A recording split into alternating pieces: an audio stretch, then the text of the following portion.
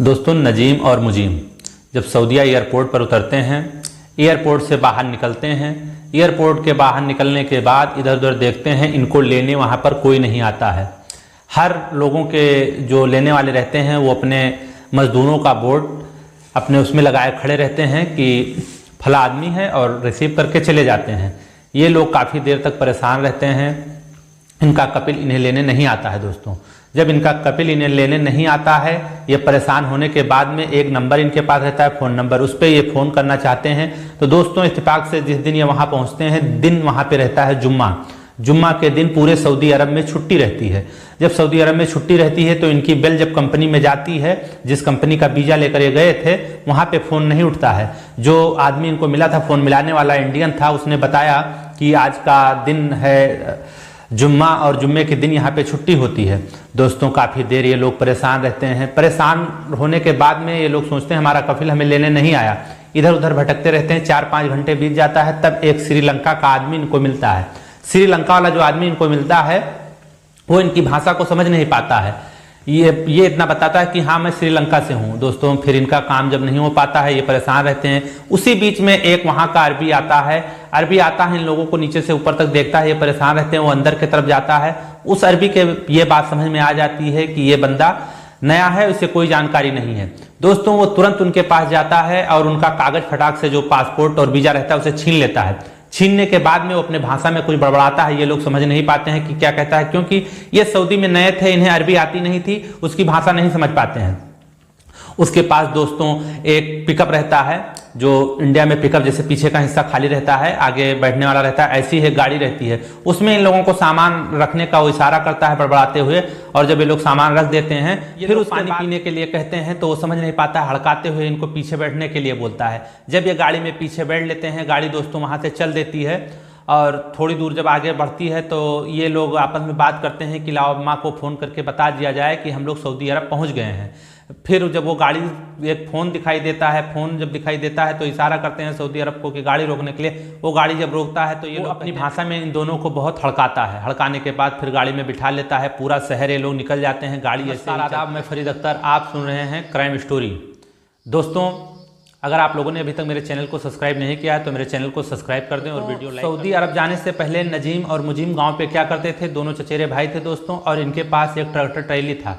ये बालू निकाल कर और बेचने का काम करते थे दोस्तों।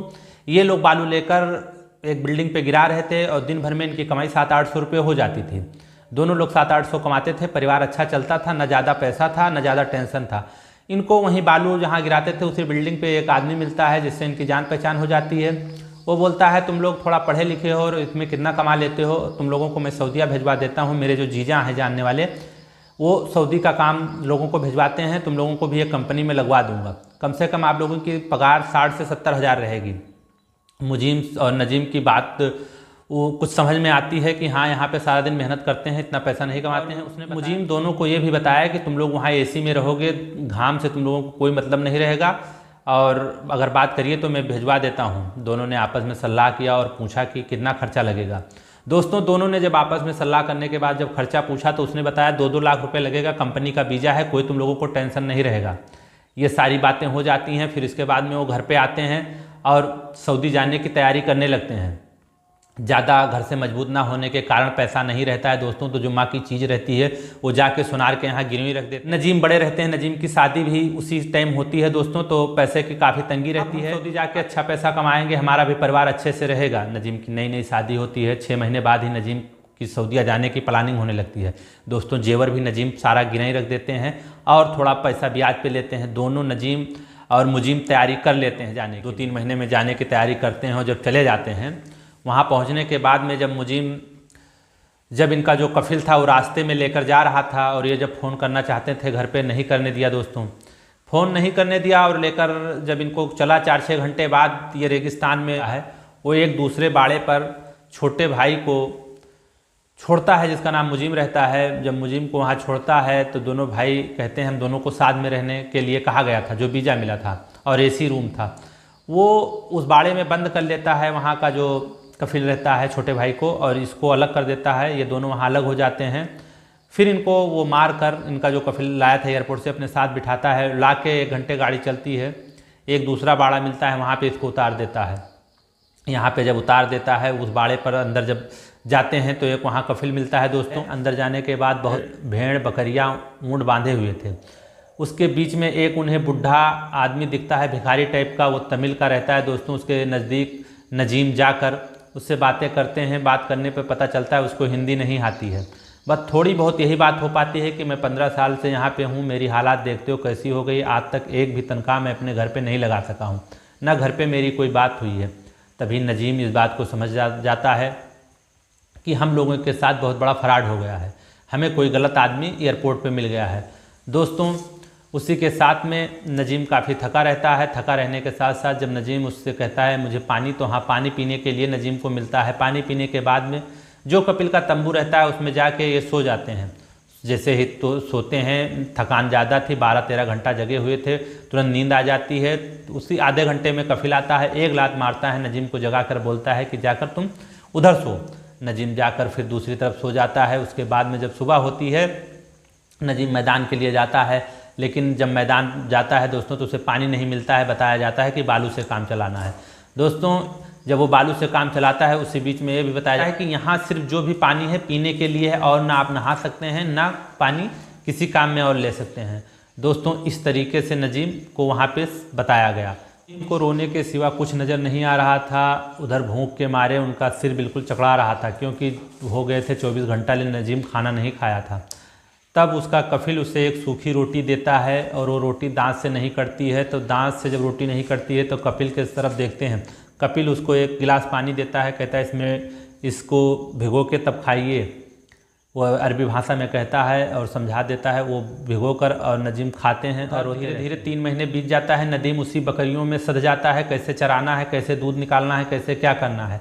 3 महीने बाद नजीम को घर पे बात करने के लिए और डायरी दिखाता है कि ये हमारे ऊपर इतना कर्ज है दोस्तों। कफिल उसकी डायरी को फाड़ के फेंक देता है। कफिल से कोई मतलब नहीं है, ना उसको तनख्वाह देना था, ना कुछ करना था दोस्तों। तभी नजीम और रोने लगता है, बैठ जाता है वहीं पे दोस्तों। फिर कपिल उसको मारता है और काम पे भेज देता है कि जाके बकरी चरा के लाओ, दूध निकालो। बहुत सारा उसके बाड़े पे काम रहता था। जब उसकी डायरी को दोस्तों फाड़ के कपिल ने फेंक दिया, तब नजीम को पूरा विश्वास हो गया कि बहुत बड़ा हम लोगों के साथ फ्रॉड हो गया। उसने फाड़ने के बाद डायरी नजीम को मारा। मारने के बाद में बकरी चराने के लिए भेज दिया दोस्तों। वो बकरी चरा के वापस आते हैं। दूसरे दिन फिर वो तमिल रहता है, ये रहते हैं, दोनों बकरी चराने के लिए अलग अलग चले जाते हैं। उस दिन तमिल नहीं लौटता है। जब तमिल नहीं लौटता है तो इन्हें भेजते हैं कि देख के आओ क्या हुआ। थोड़ी दूर जाने के बाद, 4-6 किलोमीटर जाने के बाद में एक जगह बकरी दिखाई देती है, जहाँ पे जाते हैं। उससे थोड़ा आगे एक जगह गिद्ध बहुत सारे बैठे रहते हैं। वहाँ बहुत ढूंढने के बाद तमिल आदमी नहीं मिलता है, तो एक गिद्ध के तरफ जब जाते हैं तो देखते जो तमिल था वो मर चुका था, उसकी लाश को गिद्ध बैठकर नोच रहे थे दोस्तों। नजीम जब ये सारा आँखों से मंजर देखा तो बहुत परेशान हो गए।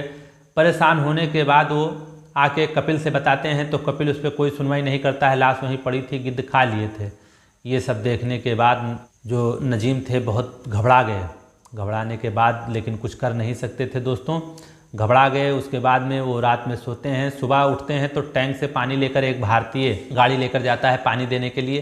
तभी ये उससे बातें करने लगते हैं, सारी बातें बताते हैं। अरबी ये सब देखता रहता है। देखने के बाद अरबी जब ये पानी टैंक चला जाता है, इनका दोनों पैर तोड़ देता है। दोनों पैर तोड़ने के बाद में दोस्तों 4-6 महीने लगते हैं इनको सही होने में। 4-6 महीने बाद जब नजीम सही हो जाता है, सही होने के बाद में दोस्तों जब उसे फिर बकरी चराने के लिए भेजते हैं, बकरी चराने जाता है तो एक दिन बारिश हो रही थी। तो छुपने के लिए पहाड़ी पर गया। पहाड़ी के नीचे छुपता है तो उसे पीछे से एक उजाला दिखाई देता है। उजाला जब दिखाई दिया तो उजाले से बाहर निकलने की कोशिश किया। उस पार निकला तो देखा 2 चरवाहे और नजर आए उसे बकरी के। वो भी बारिश की वजह के पहाड़ी की तरफ बढ़ आए थे दोस्तों। जब वो पहाड़ी की तरफ बढ़ आए थे तो ये उसके पास जाता है तो उसमें देखता है इसका भाई जो था छोटा वाला मुजीब, और जो एक और उसके साथ में आदमी था दोस्तों। ये दोनों को देख के अपने भाई को तुरंत पहचान लेता है। 3.5 साल जब बीत गए थे तो उसको भाई को देखा, उसकी भी दाढ़ी बड़े बड़े वही हालात थे, बहुत पतला दुबला हो चुका था, लग रहा था कोई बूढ़ा व्यक्ति है, कोई पागल व्यक्ति है। दोनों भाई गले लग के रोने लगे। रोने के फिर भी वहाँ से कोई चारा नहीं था दोस्तों। ये तीनों लोग आपस में बातें करते हैं कि यहाँ से कोई रास्ता नहीं है, वहाँ रहोगे तो मरना ही है, वहाँ से कोई पुरसा हाल नहीं है। 3.5 साल हो गए, एक भी पैसे नहीं मिले हैं। तीनों लोग वहाँ से एक विचार बनाते हैं और फिर वहाँ से निकल लेते हैं रेगिस्तान में ही। चलते चलते चलते चलते 24 घंटा बीत जाता है। प्यास के मारे सबका दम घुटने लगता है।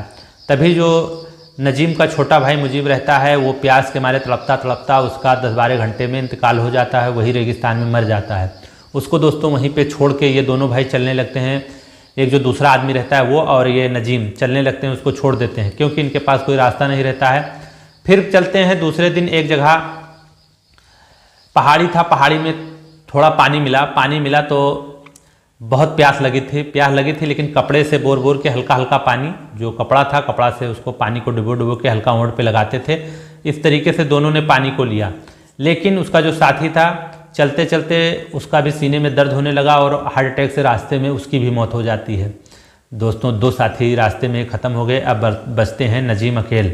दोस्तों 2 साथी जो थे, एक भाई नजीम का और एक जो और था, दोनों प्यास से और एक दिल की धड़कन से रुकने से मृत्यु हो जाती है। फिर धीरे धीरे चलते रहते हैं। चलते चलते जब नजीम को एक बहुत दूर पे सूरज की तरफ ही चलते चलते एक बहुत दूर एक हाईवे दिखाई देता है। नजीम जब उस हाईवे पे पहुंचते हैं तो हालात नजीम की बहुत ख़राब रहती है क्योंकि खाया नहीं थे, 4-6 दिन बीत चुका था। दोस्तों भूख के मारे तड़प रहे थे, पानी पिया था थोड़ा, वही जिंदा थे। वहाँ पे बहुत हाथ देते हैं, कोई गाड़ियाँ नहीं रुकती हैं। फिर लोग समझते हैं कोई भिखारी है, सब लोग चले जाते थे। तभी एक गाड़ी रोकता है, इनको खाने का और पीने का सामान देता है, वो भी गाड़ी लेकर चला जाता है, इनकी कोई बात नहीं सुनता है। ये खाना और पानी जब नजीम खाते हैं तब जाके इनके अंदर थोड़ा एनर्जी आता है, इनका दिमाग काम करना शुरू कर देता है। जब इनका दिमाग काम करना दोस्तों शुरू कर देता है तब ये थोड़ा धैर्य रखते हैं, फिर मुंह साफ करते हैं, उसके बाद में हाथ देना चालू करते हैं। एक गाड़ी रुकती है जो कि इंडियन एम्बेसी की थी, इनको बैठा लेकर फिर ले जाते हैं। वहाँ पे नहलाया धुलाया जाता है, इनका बाल वाल कटाया जाता है। इनको कानूनी कार्रवाई के तहत पुलिस के द्वारा इंडिया भेजने की प्रक्रिया चालू हो जाती है। तभी ये घर पे फ़ोन करके बताते हैं सारी बातें, और शादी करके तब गए थे तो इनका एक लड़का भी 4 साल का दोस्तों होने वाला था घर पे। नजीम तो वापस आ गए लेकिन इनका जो भाई था वो वापस नहीं आ पाया। तो दोस्तों जाने से पहले आप लोग काफ़ी सोच समझ कैसे जाना है, क्या करना है। ये कहानी किसी के दिल को ठेस पहुंचाने की नहीं है, आप लोगों को जागरूक करने के उद्देश्य से है। दोस्तों आप लोगों को कहानी कैसी लगी कमेंट बॉक्स में हमें ज़रूर बताइएगा। और मुजीम के जैसे न जाने अभी कितने साथी हमारे सऊदी में होंगे जो ऐसी घटनाओं से पीड़ित होंगे। दोस्तों हमें तो नहीं पता, लेकिन आप लोगों को ये कहानी कैसी लगी कमेंट बॉक्स में हमें ज़रूर बताइएगा। फिर हमारी मुलाकात होगी किसी अन्य वीडियो में, तब तक हमारे चैनल पर आप लोग बने रहिएगा। धन्यवाद।